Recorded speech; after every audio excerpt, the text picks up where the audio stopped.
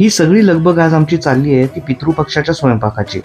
बराच खटाटोप आहे, पण शेवटी फार समाधान प्राप्त करून देणारा हा अनुभव आहे, मनाला आणि शरीराला सुद्धा. कारण आज छान सात्विक पौष्टिक भोजन आम्हाला सुद्धा मिळणार आहे.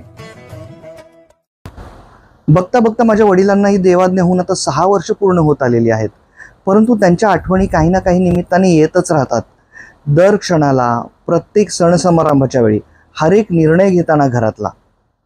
पितृपक्ष अर्थात पितृपंधरवड्याच्या सप्तमी तिथीनिमित्त आज मी माझ्या वडिलांना आणि माझ्या पितरांना सहकुटुंब श्रद्धांजली अर्पण केली, परंपरेला अनुसरून. गणपती बाप्पा गावाला गेले की लगेच दुसऱ्याच दिवशी पितृपक्ष सुरू होतो. म्हणजे पौर्णिमेपासून भाद्रपदाच्या उत्तरार्धात कृष्ण पक्षात आपल्या पितरांचे श्रद्धांजली, श्राद्ध, तर्पण स्मरण करण्यासाठी अश्विन महिन्यापर्यंत हे 16 दिवस अगदी उपयुक्त आहेत. पहा कशी गंमत आहे. आपल्याकडे पितृपक्ष भाद्रपद महिन्याच्या पौर्णिमेपासून सुरू होतो, परंतु त्याच तिथीला उत्तर भारतात मात्र अश्विन महिना सुरू झालेला असतो. कारण तिकडे महिना पौर्णिमेला बदलतो आणि आपल्याकडे महाराष्ट्रात मात्र अमावस्यापासून नवीन महिना सुरू होतो. आपल्या घरातील दिवंगत व्यक्तीचा मृत्यू कुठल्याही हिंदू महिन्याच्या ज्या तिथीला झालेला असेल त्याच वद्य तिथीला भाद्रपदामध्ये त्याचं महालय श्राद्ध घालावं. पितृपक्षालाच महालय सुद्धा म्हणतात. तर वद्य तिथी म्हणजे काय, तर आपल्या हिंदू परंपरेनुसार प्रत्येक हिंदू महिन्याचा पूर्वार्ध म्हणजे अमावस्यापासून पौर्णिमेपर्यंतचा जो 15 दिवसाचा कालखंड आहे त्याला शुद्ध पक्ष किंवा शुक्ल पक्ष म्हणून ओळखतात. आणि महिन्याचा जो उत्तरार्ध आहे म्हणजे पौर्णिमेपासूनचे 15 दिवस त्याला कृष्ण पक्ष किंवा वद्य पक्ष म्हणून ओळखतात. आणि त्यातला प्रत्येक दिवस म्हणजे वद्य तिथी. आता महालयासंबंधात काही इंटरेस्टिंग फॅक्ट सांगतो. पहा किती विचारपूर्ण मांडणी आहे आपल्या सनातन चालीरीतींची. जर का दिवंगत व्यक्ती चालू वर्षातच गेलेली असेल तर तिचे पहिले महालय श्राद्ध हे वद्य चतुर्थी तिथीलाच करण्याचा नियम आहे. यालाच भरणी श्राद्ध किंवा चौथ भरणी म्हणून सुद्धा ओळखतात. तर मंडळी, हे जे मी चालू वर्ष सांगत होतो ना, याचा अर्थ इंग्लिश कॅलेंडर प्रमाणे जानेवारी टू डिसेंबर तर अजिबात नाहीच आहे, परंतु आपल्या हिंदू वर्षाप्रमाणे चैत्र ते फाल्गुन सुद्धा नाहीये. इथे एक छोटंसं एक्सेप्शन आहे की महालय श्राद्ध हे 11.5 महिन्यात करतात आणि चौथ भरणी 11.5 महिन्यात जुळवून आणतात. तर त्यासाठी अवधी आहे तो अश्विन महिन्यापासून ते श्रावणातला शुद्ध पक्ष शुक्ल पक्ष पूर्वार्ध संपस्तवर. जर का मृत महिला सवाष्ण गेलेली असेल तर तिचं महालय श्राद्ध हे प्रत्येक वर्षी नवमी तिथीलाच घालण्याची पद्धत आहे पितृपक्षात. आणि त्या दिवशी इतर एखाद्या सवाष्णाला जेव घालतात. या नवमीला आह्यो नवमी किंवा अविधवा नवमी म्हणून सुद्धा ओळखतात. शस्त्र आघातामुळे जर एखादी व्यक्ती मृत पावलेली असेल तर अशा व्यक्तींचं महालय चतुर्दशीला घालावं. याशिवाय जर घरात एकापेक्षा जास्त व्यक्तींचं श्राद्ध कर्म असेल तर ते वेगवेगळं न करता एकत्र एका दिवशी सुद्धा करू शकतो. उदाहरणार्थ माता पिता दोघेही हयात नसतील तर त्यांचं महालय एकत्र करता येतं. परंतु त्यासाठी निश्चित तिथी आहे ती अमावस्येची, म्हणजे पितृपक्षाचा शेवटचा दिवस. बरेचदा असं झालेलं असतं की आपल्याला निश्चित एखाद्याची श्राद्ध तिथी माहिती नसते किंवा विस्मरण झालेलं असतं आणि एखाद्या विशिष्ट तिथीला जेव्हा श्राद्ध कर्म करायचं होतं त्यावेळी आपल्याला काहीतरी घरगुती किंवा व्यावसायिक अडचणी आल्या. तर अशा वेळी काय करावं, तर अमावस्येला त्यांचं महालय श्राद्ध आपण करू शकतो. म्हणूनच पितृपक्षातल्या अमावस्येला सर्वपित्री अमावस्या म्हणतात. तर अशा प्रकारे आपल्या अडचणी लक्षात घेता आपला सनातन धर्म आपल्याला फ्लेक्झिबिलिटी सुद्धा देतो. श्राद्ध विधीत आपल्या गोत्रातील ज्ञात अज्ञात अशा सर्वांचे पिंड रूपाने पूजन केले जाते. या पक्षात यमलोकातून पितर आपल्या कुटुंबियांना घरी भेटायला येतात अशी समजूत असल्याने त्यांची सेवा या निमित्ताने योजली जाते. भाद्रपद पौर्णिमेपासून अमावस्येपर्यंत रोज महालय श्राद्ध करावे असे शास्त्रवचन आहे. पण ते शक्य नसल्यास ज्या तिथीला केवळ आपला पिता मृत झाला असेल त्या दिवशी या पंधरवड्यात सर्व पितरांच्या उद्देशाने महालय श्राद्ध करण्याचा परिपाठ आहे. त्यासाठी आपल्याकडे महाराष्ट्रात श्राद्ध विधी व्यतिरिक्त घरातला सागर संगीत पण सात्विक नैवेद्य करण्याची पद्धत आहे. आम्ही सुद्धा आज दरवर्षीप्रमाणे तो केला. यात समावेश आहे अनेक विविध रुचींचे कडू, गोड, आंबट, तुरट, तिखट, खारट पदार्थ आणि जिन्नस जे ऋतुमानालाही समर्पक आहेत. तर आपण पाहूया काय काय आहे पानात आणि कसा नैवेद्य अर्पण करायचा पितरांना. अगदी पारंपरिक असा हा मेनू आहे आणि जिन्नस सुद्धा ठरलेलीच. इकडे आपण वाढली आहे 2 प्रकारच्या सुक्या चटण्या. लोणचे, मग अगदी महत्त्वाचे उडदाचे वडे, साधी गोल भजी, पाटवडी किंवा बेसनाची थापी वडी ज्याला म्हणतात, आणि आळू वडी, या दोन्ही वड्या हमखास समाविष्ट कराव्या. तळलेले सांडगे, कुरडई, गोड चवीसाठी गूळ आणि उडदाच्या डाळीचे गुलगुले आणि तांदळाची खीर. या खिरीला थोडंसं खोबरंही घातलं जातं. ध्यानात असू द्या, हे श्राद्धाचं जेवण आहे, त्यामुळे ड्रायफ्रुट्स वर्ज्य करावे. थोडीशी चारोळी घातली तर काही हरकत नाही. आणि गोड पदार्थांना साखर सुद्धा बेताचीच असावी.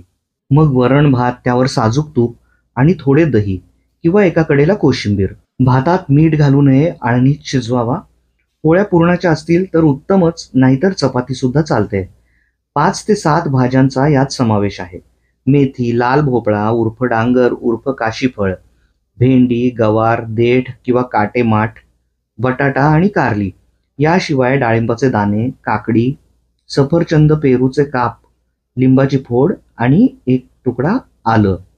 एरवी आपण पानात प्रथम मीठ वाढतो, पण पितराच्या जेवणात मीठ शेवटी वाढावे. बरेच ठिकाणी सणासुदीसारखं घरातल्या देव्हाऱ्यावर आणि कुत्रा, गाय, नदीला सुद्धा नैवेद्य अर्पण करतात.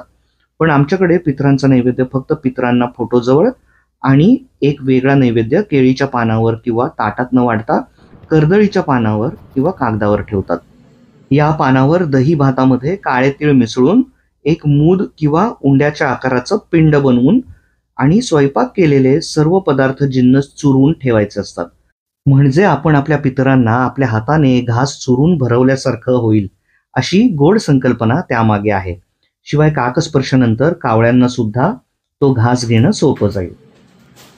मग हा कर्दळीच्या पानातला नैवेद्य घराच्या बाहेर किंवा छतावर दक्षिणेला तोंड करून, जिथे पितृलोक स्थित आहे असं म्हणतात, तिकडे पितृलोकाचा स्वामी आर्यामन याला स्मरून आणि पितरांना स्मरून अर्पण करावा.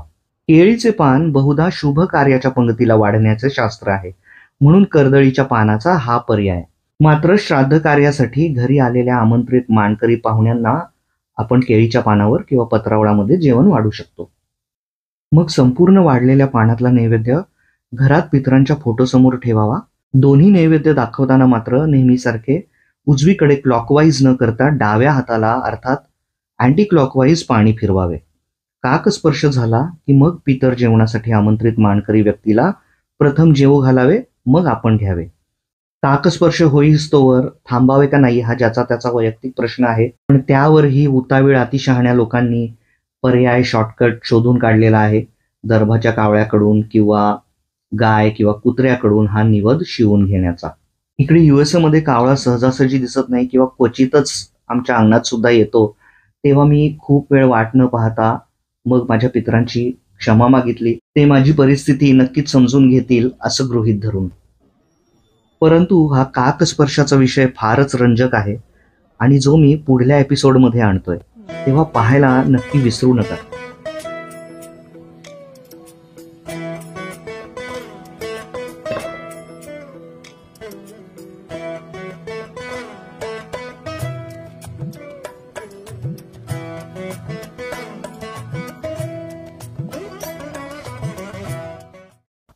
तर नैवेद्याच्या पानावर हा छोटासा आल्याचा तुकडा ठेवण्यामागे काय प्रयोजन असावं, तर त्यात पूर्णत्वाचा भाव तर आहेच, त्याशिवाय आहे क्षमा याचना की देवांनो, पितरांनो, जी ही यथाशक्ती सेवा आम्ही तुमची करतोय त्यामध्ये काही कमी जास्त झालं तर तुम्ही आम्हाला नक्कीच क्षमा कराल. आणि आलं आलं म्हणजे सगळंच आलं अशी समजूत आहे. म्हणून काय नुसतं आलंच ठेवू नका पानावर. आणि याशिवाय आपण लग्नपत्रिकेत लिहितो, वाचतो की लग्नाला आलंच पाहिजे, तर तसंच या आल्याच्या तुकड्यामार्फत आपण हा आग्रह देवांना, पितरांना करतोय की तुम्ही हा घास घ्यायला आलंच पाहिजे. तर अशा छान मजेदार निरागस समजुती आहेत काही काही. तर या श्राद्ध भोजासाठी जर तुम्ही एखाद्या पाहुण्याला मानकरी म्हणून आमंत्रण दिलं असेल, द्यावं ॲक्च्युली, तर त्याचं वय साधारण दिवंगत व्यक्तीच्या आसपासच असावं. सवाष्णाचं महालय असेल तर एखाद्या सुवासिनीला जेवू घालावं. तसंच करावं विदूर किंवा विधवा असेल तर त्याप्रमाणे. मी स्वतः काही हा असा भेद फरक मानत नाही, कारण प्रारब्ध कुणाच्या हातात नसतं. जमल्यास ब्राह्मणाला शिधा देऊन पितृतर्पण सुद्धा करावे मावळतीच्या आत. माझे भाग्य मला यावर्षी आषाढात काशी घडली आणि मी माय गंगेच्या सानिध्यात अगदी गंगेच्या प्रवाहात तरंगत होडीमध्ये बसून श्राद्ध आणि तर्पण करू शकलो पितरांचं. तर्पणाचं श्राद्ध कार्यात विशेष महत्त्व आहे, त्याविषयी आपण एखाद्या वेगळ्या एपिसोडमध्ये बोलूच. हर हर गंगे.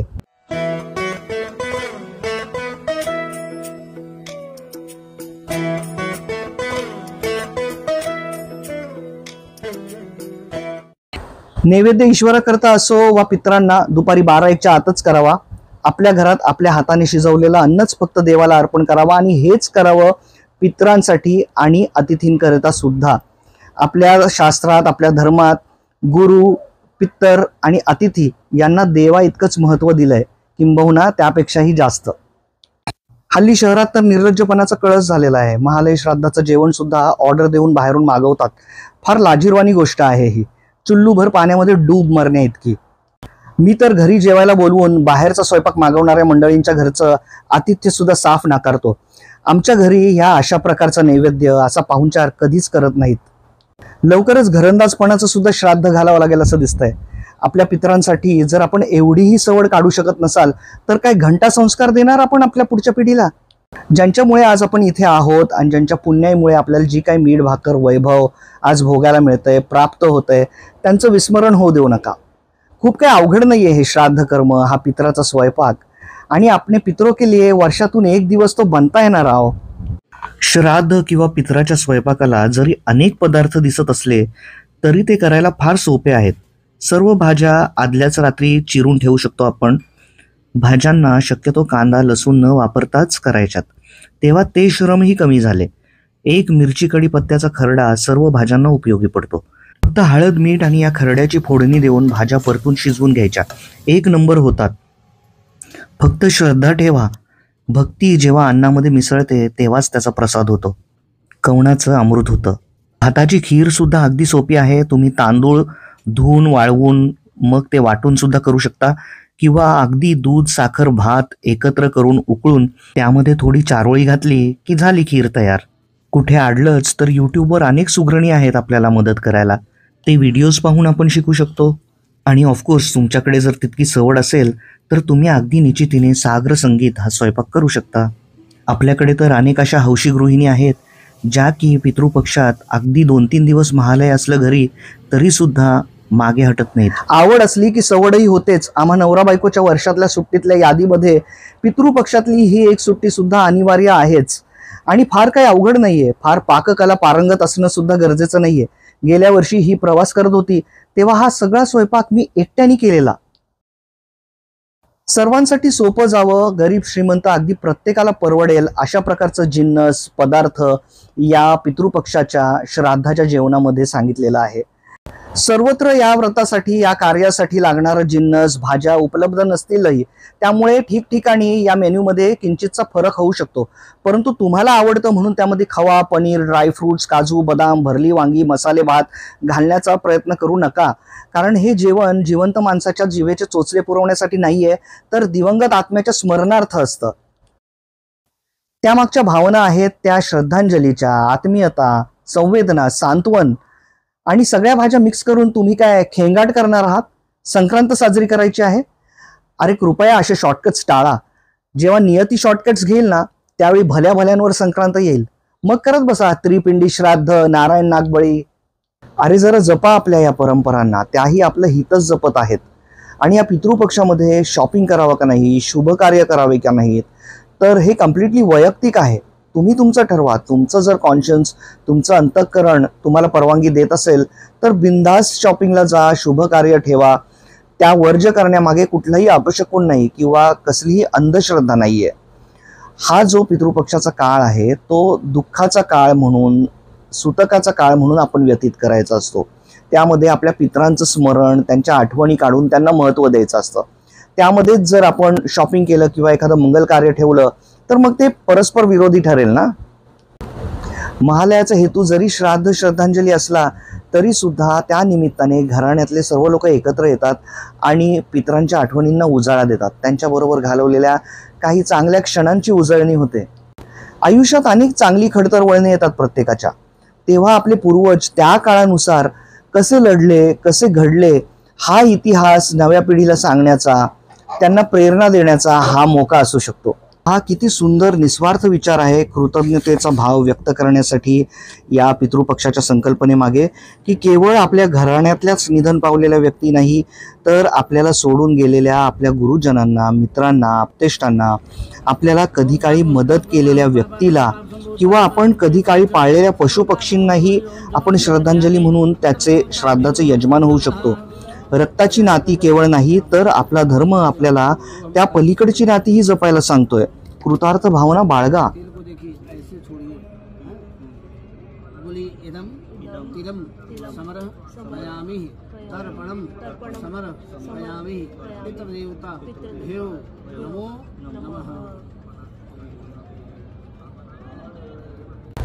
मैताला खांदा द्यायलाही आता लोक महागले आहेत. तेव्हा आजच्या एपिसोडचा सर्वात महत्त्वाचा संदेश हा आहे की कमीत कमी तुम्हाला जर एखाद्याच्या श्राद्ध जेवणाचं आमंत्रण आलं असेल तर ते तुम्ही नक्की स्वीकार करा. कृपया प्लीज प्लीज प्लीज जा तिकडे. आणि या भावनेने नाही की पुढे तुमच्या दहाव्याला कोण येणार, कोण जेवणार, तर या भावनेने की आपण जर 2 घास खाल्ल्याने फक्त जर एखाद्याच्या पितराला शांती, मोक्ष मिळणार असेल, तर यापेक्षा मोठी सुपर पॉवर ती काय असेल, यापेक्षा मोठं पुण्य ते काय असेल. एकमेका सहाय्य करू, अवघे धरू सुपंथ. पुण्य संचय हे अशा साध्या गोष्टीतून सुद्धा साध्य होऊ शकते. त्यासाठी 4 धामही फिरण्याची गरज नाही. अन्न पूर्ण ब्रह्म आहे आणि लग्नाचं जेवण, श्राद्धाचं जेवण असं त्यामध्ये भेद नको. शुद्ध पावन अंतःकरणाने त्याला नमस्कार करा, ग्रहण करा. मन चंगा तो काटवट में गंगा. आणि मला तर अशा प्रसंगी कुणी बोलवलं तर मी तात्काळ हजर होतो. आणि मला आवडतं सुद्धा हे पारंपरिक सात्विक पितराचं जेवण. अरे सुखात तर सगळेच सोबत करतात, पण दुःखात सहभागी होणं हे जास्त मोलाचं ठरेल.